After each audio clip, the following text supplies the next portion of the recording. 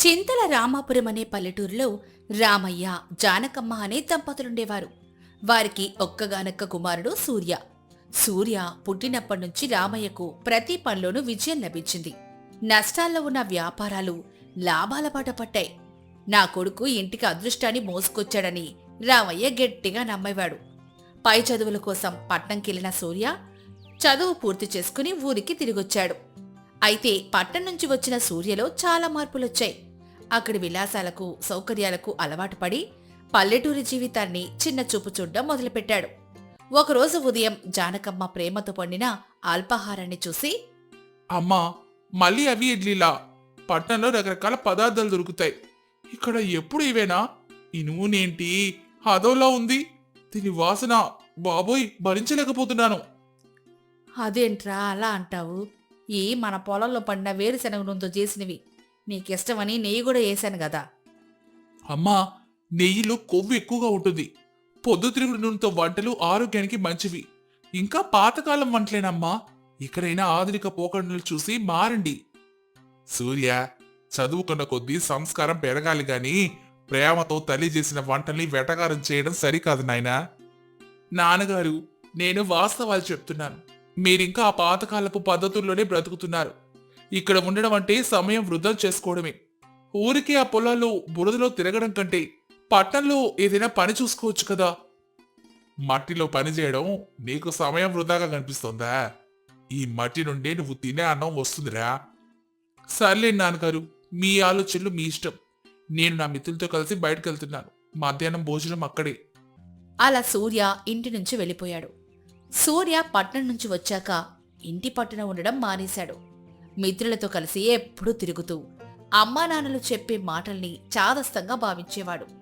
రామయ్యకు కొడుకు ప్రవర్తన ఆందోళన కలిగించింది. ఒకరోజు సాయంత్రం రామయ్య పొలం పనులు ముగించుకొని నీరసంగా ఇంటికొచ్చాడు. జానకి, ఈరోజు ఈరోజు మన శ్రమ డబ్బులు వృధా అయ్యాయి. మన పొలంలో నీటి కోసం బావి తవ్వగా అక్కడ నీటి చాడే లేదు జానకి. ఈసారి వర్షాలు సమయానికి పడకపోతే మాత్రం మన పొలంలో విత్తనాలు వేయలేం. అయ్యో, అలా అయితే ఎలా అండి? సమయానికి వర్షాలు రాకపోతే ఏం చేద్దాం? రామయ్య, జానకమ్మ మాటలు విన్న సూర్య ఇలా అంటాడు. నాన్నగారు, పొలంలో మీరు చేసే ఆ పనుల వల్ల వచ్చే లాభం ఏపాటిది? ఒక్క నెల పంటల్లో పనిచేస్తే ఇక్కడ ఏడాదంతా వచ్చే సంపాదన వస్తుంది. నాకైతే ఇక్కడ ఉండడం కంటే వెళ్ళడం మంచి ఆలోచన అనిపిస్తుంది. అయినా వ్యవసాయం చేయడం పెద్ద పని కాదు కదా. చూడు సూర్య, నాలాంటి రైతులు పొలంలో కష్టపడడం వల్లనే నీలాంటి ఎందరికో ఈరోజు ఆకలికి ఇబ్బంది లేకుండా ఉంది. పొలంలో పని చేయాలంటే గుండె ధైర్యం, ఓపిక ఉండాలి. నువ్వు ఒక్కరోజు నాతో పొలానికి వచ్చి నేను చేసే పని చెయ్యి. అప్పుడు తెలుస్తుంది నా కష్టం విలువ. హ, పొలం పనా? అది చాలా సులభం నాన్నగారు. దున్నడం, విత్తనాలు వేయడం. దీనికి అంత మెదసెందుకు? మీరు అనవసరంగా దీన్ని గొప్పగా చెప్పుకుంటున్నారంతే. సరే, రేపు ఉదయం నాతో పాటు నువ్వు కూడా పొలానికి రా. నేను చెప్పిన పనులని నువ్వు చెయ్యాలి. అప్పుడు కూడా నీకు ఇది సులభంగా అనిపిస్తే నువ్వు పట్నం వెళ్ళడానికి నేనేమీ అడ్డు చెప్పను. అంతేనా? సరే, రేపు నీకే తెలుస్తుంది నా తెలివితేటలేంటో. మరుసటి రోజు ఉదయం రామయ్య సూర్యను పొలానికి తీసుకెళ్లాడు. పొలంలో ఏం చేయాలో తెలియక నిలబడి అటూ ఇటూ చూస్తున్నాడు సూర్య. సూర్య పరిస్థితి గమనించిన రామయ్య ఇలా అంటాడు. ఓ మహానుభావ, పొలంలో దిక్కులు చూస్తే పనులు అవ్వవు. ఆ పార పట్టుకుని ఆ కాలంలోని మట్టిని పక్కకు తీసి పొలానికి నీరు సరిగ్గా పారేలేసి. ఇక సూర్య ఏం మాట్లాడలేక పని చేయడం మొదలెట్టాడు. కాని ఆ పారతో పని చేయడం అతనికి ఇబ్బందిగా అనిపించింది.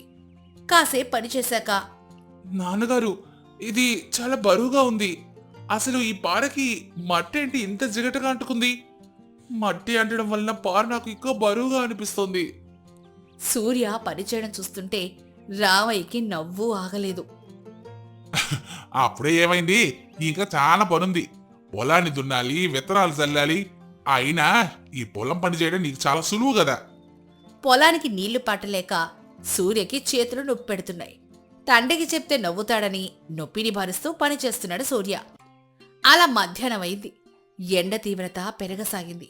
సూర్య ఎండలో పని చేయలేకపోతున్నాడు. నాన్నగారు, ఈ ఎండ ఏంటి ఇలా మండిపోతోంది? కనీసం ఇక్కడ దగ్గరలో చెట్టు నీడ కూడా లేదు. ఒక్క అరగంటలోనే చెమటతో తడిచిపోయాను. అందుకే అన్నాను నాయనా, ఈ మట్టిలో పని చేయడం కష్టమని. నువ్వు పట్టణంలో చదువుకొని జ్ఞానంతో వస్తావు అనుకున్నాను కానీ ఇంత పొగరతో వచ్చావు. నువ్వు పుట్టినప్పటి నుంచే మనకు అదృష్టం వచ్చింది. అందుకు కారణం నువ్వని నిన్ను గారాబంగా పెంచావు. కానీ నువ్వు మా గారాబాన్ని చులకనగా చూసావు. మీ అమ్మని నన్ను నీ మాటలతో బాధ పెట్టావు. ఇప్పటికైనా మా ప్రేమను నువ్వు అర్థం చేసుకో బాబు. ఆ భార ఇటివ్వు. నువ్వు ఆ చెట్టు దగ్గరికి వెళ్ళి కాసేపు విశ్రాంతి తీసుకో. నన్ను క్షమించండి నాన్నగారు. మీరు ఈ వయసులో కూడా ఇంతలా కష్టపడుతున్నారు. నేను మీ కష్టం తెలుసుకోక తప్పుగా మాట్లాడాను. ఈ పని చేయడానికి నా ఒళ్ళంతా నొప్పులు పుడుతున్నాయి. కానీ మీరు మాత్రం చిరునవ్వుతో పనిచేస్తున్నారు. పని మీద ప్రేమ ఉంటే నొప్పి తెలియదు సూర్య. ఈ పొలం మనల్ని సాకుతుంది. అందుకే మనకిది దైవం. సూర్య పనిచేస్తూ ఉండగా ఒక చోట ఒక వింత శబ్దం వచ్చింది. అక్కడ సూర్యకి ఏదో తగిలినట్టు అనిపించింది. నాన్నగారు ఇట్రండి. ఇక్కడ నేల చాలా విచిత్రంగా ఉంది. ఏదో శబ్దం వస్తుంది. బహుశా లోపల ఏదైనా నిధుందేమో.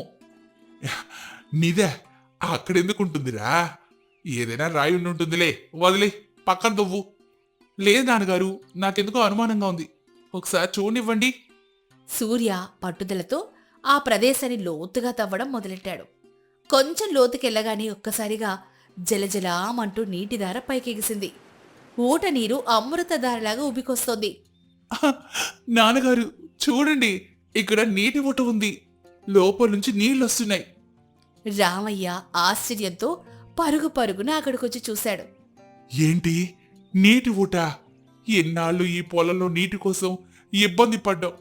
ఎన్నో బావులు తవ్వించాం, కానీ సుక్క నీరు కూడా పడలేదు. కానీ నువ్వు తవ్విన చోట ఇంత స్వచ్ఛమైన నీరు పడిందా? చాలా సంతోషం బాబు. రామయ్య కళ్ళల్లో నీళ్లు తిరిగాయి. ఆ నీరు పొలమంతా తడిపింది. ఆ నీటి ఊట ఎంత వేగంగా ఉందంటే ఆ ఒక్క పొలానికే కాదు, ఊరిలోని 10 పొలాలకు సరిపోయేంత నీరొస్తోంది. సూర్య, చూసావా? నువ్వు అదృష్టవంతుడివి అని నేను ఎప్పుడు చెప్పేవాడిగా. ఈరోజు అది నిజమైంది. ఎంతో మంది ప్రయత్నించినా దొరకని నీటి ఆధారం నీ చేతుల మీదగానే దొరికింది బాబు. మన నీటి కష్టాలు తీరిపోయాయి నాయనా. లేదు నాన్నగారు, ఇది నా అదృష్టం కాదు, మీ కష్టానికి దేవుడిచ్చిన బహుమతి. శ్రమ విలువ తెలిసిన రోజే అదృష్టం కూడా తోడవుతుందని ఈ రోజు నాకు అర్థమైంది. నాయనా, నువ్వు పని చేయడానికి రాకపోయుంటే ఈ నిధి ఎప్పటికీ బయటపడేదే కాదు. ఈ అదృష్టం నీ వలనే కలిసొచ్చింది. కానీ నువ్వు మారడం చూస్తుంటే నాకు ఈ నీటి జాడ తెలిసిన దానికంటే ఎక్కువ సంతోషంగా ఉంది. పట్నం చదువులు నీకు విజ్ఞానాన్ని ఇచ్చుండొచ్చు, కానీ ఈ మట్టి నీకు జీవితాన్ని నేర్పింది. అప్పుడే జానకమ్మ పొలానికి భోజనం తీసుకుని వస్తుంది. ఆ నీటి ప్రవాహం చూసి జానకమ్మకి చాలా ఆనందం వేస్తుంది.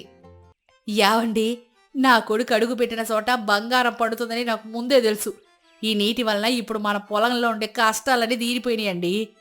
అవును జానకమ్మా, నిజంగానే మన కొడుకు వల్ల మనకు అదృష్టం కలిసి వచ్చింది. ఇకపై మన పొలం పచ్చగా కలకల్లాడుతుంది చూడు. అమ్మా, నాన్న, నన్ను క్షమించండి. ఇకపై నేను ఎప్పుడు మిమ్మల్ని మన వృత్తిని తక్కువ చేయను. కృషితో నాస్తి దుర్భిక్షం అన్నారు పెద్దలు. ఈ రోజు నుంచి నేను కూడా కష్టపడి పనిచేయడం మొదలెడతాను. ఆ రోజు నుంచి సూర్య పూర్తిగా మారిపోయాడు. తండ్రికి వ్యవసాయంలో అండగా నిలుస్తూనే తన విజ్ఞానాన్ని ఉపయోగించి కొత్త పద్ధతులతో పంటలు పండించాడు. రామాపురంలో రామయ్య కుటుంబం సుఖ సంతోషాలతో వర్ధిల్లింది. ఊరి ప్రజలందరూ ఆ నీటి ఊటను చూసి కలిసొచ్చిన అదృష్టమంటే రామయ్యదే అని మెచ్చుకునేవారు. మరి ఈ కథ ద్వారా మనం తెలుసుకున్న నీతేంటో తెలుసా? శ్రమలేని అదృష్టం నిలబడదు, అదృష్టం లేని శ్రమ ఫలితాన్నివ్వదు. రెండు కలిసినప్పుడే జీవితం సార్థకమవుతుంది. కన్న తల్లిని, పుట్టిన గడ్డను, చేసే వృత్తిని ఎప్పుడూ గౌరవించాలి. శ్రీగిరి అనే పల్లెటూరు అడవికి ఆనుకొని ఉంటుంది. ఆ ఊరి చివర ఒక చిన్న పూరి గుడిసెలో రంగయ్య, అతని భార్య గౌరమ్మ నివసిస్తుంటారు. వారి గుడిసె వెనుక వారి తాతల కాలం నాటి ఒక పెద్ద గంధం చెట్టు ఉంది. ఆ చెట్టంటే రంగయ్యకు ప్రాణం. ఆ ఊరిలో భూషయ్య అనే ధనవంతుడు ఉండేవాడు. ఆయనకు వడ్డీ వ్యాపారం, కలప వ్యాపారం ఉండేవి. ఒకరోజు రంగయ్య గుడిసె పక్కన వెళ్తూ ఉండగా ఆ గంధం చెట్టు వాసన ఆయన ముక్కుని తాకింది. ఆగి చూశాడు. ఎలాగైనా దీన్ని కొట్టేయాలి అని పథకం వేశాడు. ఒకరోజు సాయంత్రం రంగయ్య గౌరమ్మ ఇంటి అరుగు మీద కూర్చొని మాట్లాడుకుంటున్నారు. ఏవండి, ఈ మధ్య కూలి పనులు సరిగ్గా దొరకడం లేదు. ఇంట్లో బియ్యం నిండుకున్నాయి. రేపటి సంగతేంటో ఆ దేవుడికే తెలియాలి. మనం ఇలా ఎంతకాలం బతకాలి? దిగులు పడకు గౌరీ, కష్టాలు శాశ్వతం కాదు.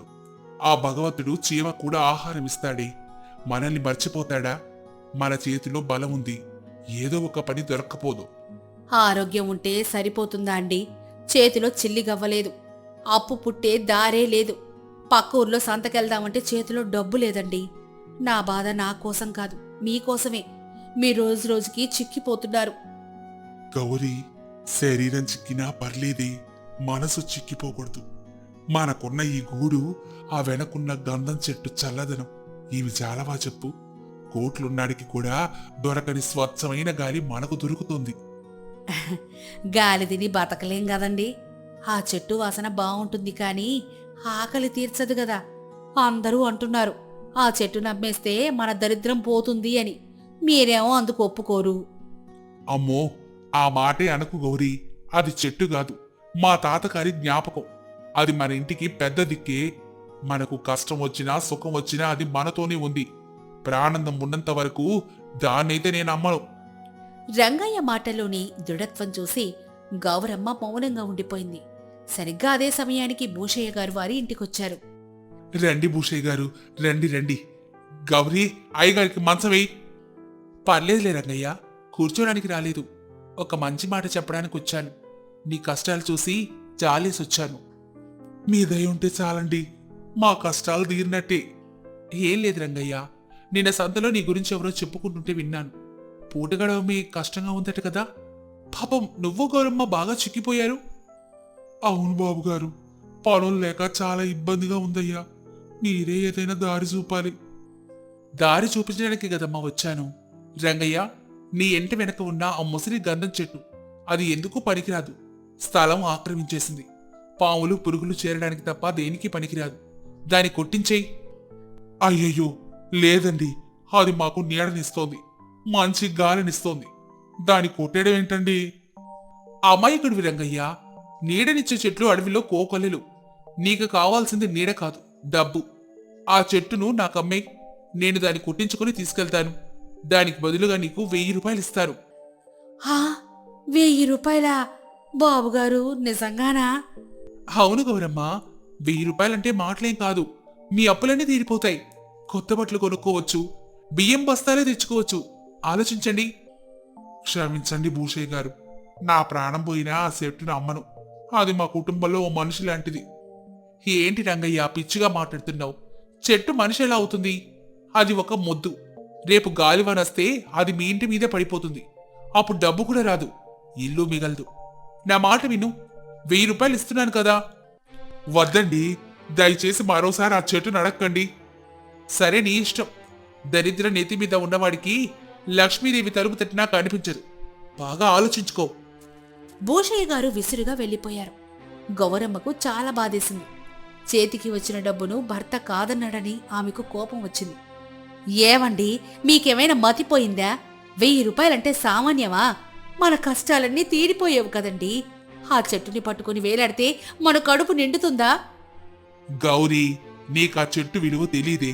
భూషయ్య గారు వ్యాపారి. ఆయన 1000 రూపాయలు ఇస్తున్నారంటే దాని విలువ అంతకంటే ఎక్కువే ఉంటుంది. అయినా విలువ సంగతి పక్కనెట్టు. అది ఆ చెట్టు మన తాతల నాటిది.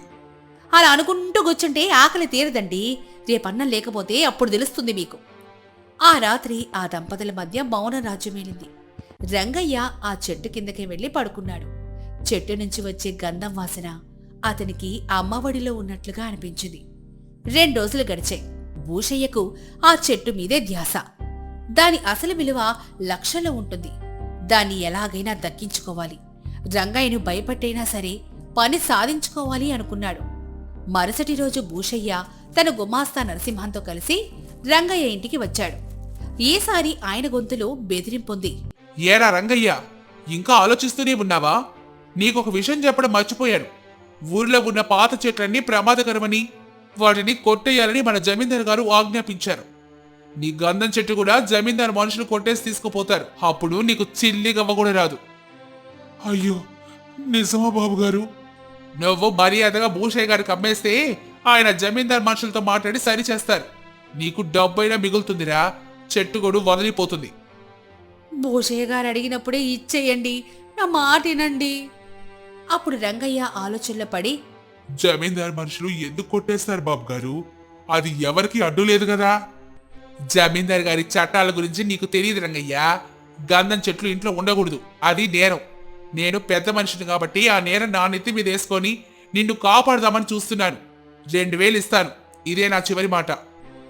2000 అనేసరికి గౌరమ్మ కళ్ళు ఆశగా చూశాయి. రంగయ్య కూడా భయం వేసింది. నిజంగానే జమీందార్ మనుషులొచ్చి చెట్టు తీసుకోపోతే అటు డబ్బు రాదు, ఇటు చెట్టు దక్కదు. బాబుగారు, నాకు జమీందార్ గారి చట్టాలు తెలియదు, కానీ ఆ చెట్టు మా ఇంట్లో ఉంటే నేరం ఎలా అవుతుందయ్యా? ఇన్నాళ్ళు లేని నేరం ఇప్పుడే వస్తుందా? కాలం మారుతుంది రంగయ్య, జమీందార్ గారి చట్టాలు కూడా మారుతున్నాయి. నీ మంచిగా చెప్తున్నాను.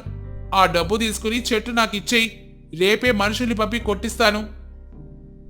అయ్యా, అది ప్రాణం లేని మొద్దు కాదు, దానికి ప్రాణం ఉంది. నేను పుట్టక ముందే అది ఉంది. మీ డబ్బు నాకొద్దు, మీ సాయము నాకొద్దు. జమీందారు మనుషులు వస్తే వాళ్ళ కాళ్ళు పట్టుకుని బతిమిలాడుకుంటారు.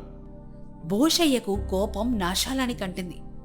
సరే, వీణ్ణి ఇలా కాదు, మరోలా దారికి తేవాలి అనుకుంటూ అక్కడి నుంచి వెళ్ళిపోయాడు. గౌరమ్మేమో రంగయ్యతో గొడవ పడింది. చేతికొచ్చిన అదృష్టాన్ని కాలదన్నుకున్నారండి.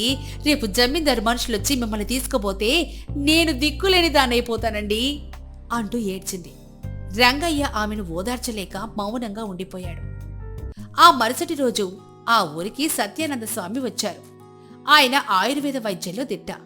ఆయన మందులకు డబ్బులు తీసుకోరు. రంగయ్య గౌరమ్మ సలహాతో సాధువు గారి దగ్గరికి వెళ్లారు. సాధువు గారు ఒక చెట్టు కింద కూర్చొనున్నారు. స్వామి, నమస్కారం. నాకు కడుపులో నొప్పిగా ఉంది, ఏమైనా మందిస్తారా? రా నాయనా, నీ ముఖం చూస్తుంటే శారీరక బాధ కంటే మానసిక బాధ ఎక్కువగా ఉన్నట్టుంది. ఏమైంది? ఏం చెప్పమంటారు స్వామి, పేదవాడికి బాధలు తప్పవు కదా. ఒక గంధం చెట్టు నా పాలిట సమస్యగా మారింది. గంధం చెట్టా? నీ దగ్గర గంధం చెట్టుందా? అవును స్వామి, మా ఎంటనకాలే ఉంది. దాన్ని అమ్మేయమని ఒకరు కొట్టేస్తామని ఒకరు బెదిరిస్తున్నారు. అద్భుతం! ఈ కాలంలో గంధం చెట్టును కాపాడుకునేవారున్నారా? నాయనా, ఆ చెట్టు సాధ్యమైంది కాదు, సామాన్యమైంది కాదు. గంధం చెట్టున్న చోట దుష్ట శక్తులు ఉండవు. గాలి శుద్ధవుతుంది, మనసుకి ప్రశాంతతనిస్తుంది. దాన్ని అమ్మమని అడిగిన వాళ్ళు దాని విలువ తెలిసి అడిగారు. నీకు దాని విలువ తెలీదు. విలువ అంటే డబ్బులే కదా స్వామి? కాదు నాయనా, డబ్బు కంటే గొప్ప విలువుంది. నువ్వు కూడా ఆ చెట్టు లాంటి వాడివే. నిన్ను బాధ పెట్టే వారికి కూడా నువ్వు మంచి కోరుతున్నావు. ఆ చెట్టు నీ దగ్గర ఉండడమే న్యాయం. భయపడకు, ధర్మం నీ వైపే ఉంది. కానీ భూషయ్య గారు జమీందారు మనుషులు వస్తారని, కారాగారాలు వేస్తారని అంటున్నారు. అదంతా అబద్ధం. సొంత స్థలంలో ఉన్న చెట్టుని పెంచుకోవడం నేరమేవి కాదు. అది దొంగతనంగా కొట్టమ్మితే నేరం. నువ్వు ఆ చెట్టుని ప్రాణంగా చూసుకుంటున్నావు. నిన్ను ఎవరు ఏమీ చెయ్యలేరు. నేను నీకు ఒక మాట చెప్తా నిను. రేపు భూషయ్య మళ్ళీ వస్తాడు, అప్పుడు నన్ను పిలువు. రంగయ్యకు సాధువు మాటలతో కొండంత ధైర్యం వచ్చింది. ఇంటికెళ్లి గౌరమ్మకు విషయం చెప్పాడు. ఆమె కూడా కాస్త కుదుటపడింది. అనుకున్నట్లే మరుసటి రోజు భూషయ్య, గుమాస్తా, మరో 2 మనుషులతో సహా వచ్చారు. రంగయ్య, ఇక మాటల్లేవు. నీకు ఆ 2000 ఇస్తాను, పక్కకు తప్పుకో. అయ్యా ఆగండి, దౌర్జన్యం చేయకండి. ఇది నా ఇల్లు, నా చెట్టు. ఆ సమయంలో సాధువు అటుగా వచ్చాడు. సాధువు గారిని చూడగానే భూషయ్య కాస్త తగ్గాడు. కాని అహంకారం మాత్రం పోలేదు. స్వామి, మీరిక్కడెందుకు? ఇది నా వ్యాపార విషయం. వ్యాపారమా? పేదవాడిని భయపెట్టి మోసం చేయడం వ్యాపారమా భూషయ్య? ఈ గంధం చెట్టు విలువ లక్షల్లో ఉండొచ్చు, కానీ ఈ రంగయ్య దానికి కట్టిన వేళ ప్రేమ. ప్రేమని నువ్వు కొనలేవు. స్వామి, వీడికి ఆ చెట్టు విలువ తెలీదు. నేను దాన్ని సద్వినియోగం చేస్తాను, వీడికి డబ్బిస్తాను. డబ్బిచ్చి మోసం చేస్తావా? సద్వినియోగం అంటే చెట్టుని కొట్టేయడం కాదు, ఆ చెట్టుని కాపాడు. బతికున్న చెట్టిచ్చే చల్లదనం, అదిచ్చే ప్రాణవాయువు వెలకట్టలేనివి. నువ్వు సంపాదించిన డబ్బు నీకు శాశ్వతం కాదు, కానీ నువ్వు చేసే పాపం నీ వెంటే వస్తుంది. ఈ అమాయకుణ్ణి మోసం చేస్తే ఆ పాపం నిన్ను దహించి వేస్తుంది. నేను వ్యాపారిని స్వామి, లాభం చూసుకోవడం నా ధర్మం. ధర్మం అంటే ఇతరులకు హాని చేయకుండా బ్రతకడం. సాధువు మాటలోని తీవ్రత, ఆయన కళ్ళల్లోని తేజస్సు చూసి భూషయ్యకు భయం వేసింది. ఊరి జనం కూడా అక్కడ గుమికూడారు. భూషయ్య గారు మోసం చేస్తున్నారు, అమ్మో అవునే భూషయ్య గారు మోసం చేస్తున్నారు అని గుసగుసలు మొదలయ్యాయి. తన పరువు పోతుందని భూషయ్య గ్రహించాడు. సరే స్వామి, మీరు చెప్పారు కాబట్టి వదిలేస్తున్నాను. పదండ్రా వెళ్దాం. ఆగు భూషయ్య, ఎల్లే ముందు ఒక పని చెయ్యి. రంగయ్యకి ఎంతో కాలంగా కూలి పనులు ఇవ్వడం లేదు కదా, వాడి నిజాయితీని గుర్తించి వాడికి నీ తోటలో శాశ్వత పనివు. అప్పుడే నీ పాపం పోతుంది. సరే స్వామి, రేపటి నుంచి రంగయ్య నా తోటలో పని చేస్తాడు. మంచి జీతం ఇస్తాను స్వామి. భూషయ్య అలా చెప్పి వెళ్ళిపోయాడు.